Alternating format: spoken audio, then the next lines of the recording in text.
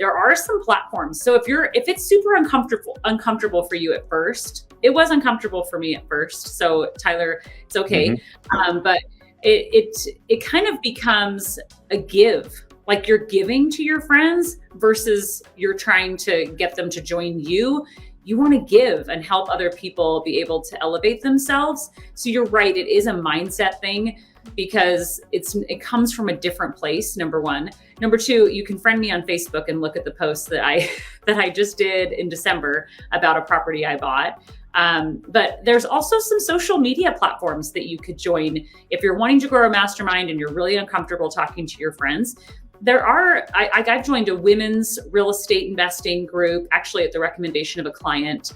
It's been really interesting. It's totally obviously focused on women, empowering women. And then there's local groups that you can find on Facebook. And then there's also meetup.com. We used to use meetup.com all the time, Ron. Do you remember that? We had a huge meetup group in Salt Lake. And I think we sold it to a competitor. I'm almost positive. Oh, that's funny. I didn't know that.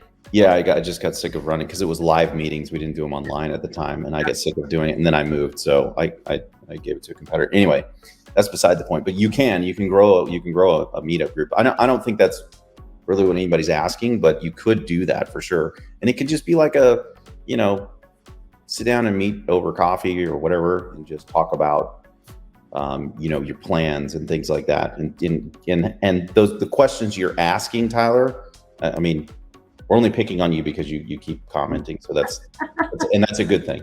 The questions that you have, those are awesome questions for forums like the one that you're in right now, and for forums where you can meet with people and get, a whole bunch of different ideas about how to do things, because real estate is not one size fits all. It's this banquet of unbelievable opportunities, right? And that's the cool piece about it. Now, I think one thing we should probably state here, Heather, is that you will tell some people and they won't care. Yeah. And they're not gonna care. Absolutely. And there's literally nothing you can do about it. Yeah. I mean, it is what it is, right? I have a family member who I've sent property details and stuff to, and he has basically told me doesn't return high enough for me. Like, I want to go find something with a higher rate of return. And I said, if you have a bigger risk tolerance, that's great. Like, good luck, So after all the sharing and stuff, he chose to go a different avenue. And I think having the conversation though, and elevating the type of conversations I have with friends and family is enough for me. Like that it's more about that mindset of being financially free and stuff that is super liberating to talk to. And I agree with you, Jared. I do recommend books, podcasts, and other resources like courses or things like that people can take, so that it's also very passive. So if it's something that's uncomfortable for you to say, hey, I bought a property, you can say, I just read this awesome book. And I think you would like. And the other thing is, when you're new to this game and you tell people in your social circle that you bought a property, they may tell you that you're nuts. Yeah. Yeah, that's true. They may tell you that you're absolutely clinically insane for doing that. And that, or the other thing they'll say is, oh man, I did that. Oh, dude, I did that. This was hell on earth. You're going to rue the day you did that.